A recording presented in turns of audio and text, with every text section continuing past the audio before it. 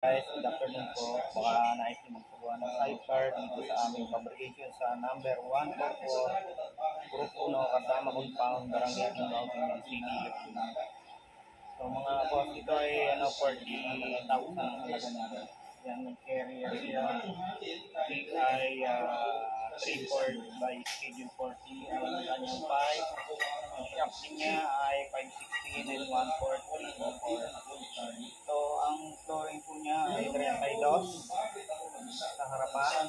Ang lapad po ay 13 inches. So, may front bumper siya. Stainless ang side wheel cover. At ito may carrier. Yan mga lord. Yeah, pero wala siyang wala siyang logo diyan sa harapan mga bossing. So yan yung aming 40,000. No, choice niya kasi yan eh. Kaya siya naging 40,000 dahil nag-carrier siya at saka ito po may windshield. So mga lods, kung kayo magpapagawa ng sidecar, magsadya lamang po kayo dito sa aming fabrication sa number 144 Purok 1 Cardama Compound, Barangay Timbao, Binyan City, Laguna.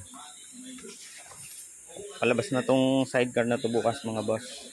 And then may nakatindig tayo doon na isa, dalawa, tatlo, apat na unit. At dito may tatayo uling isa. So may tatlong line na pa tayo, apat pa, no? Medyo mataas yung presyo ng iba. So ayan mga lord, ang ating mga ginagawang sidecar ngayong araw na to. At ayan, pinipinturahan na nga. At ito ay finish na, pang out na namin bukas. So bali ako ibabalik dahil may naiwanan ako. Hindi ako nakabili ng gulong.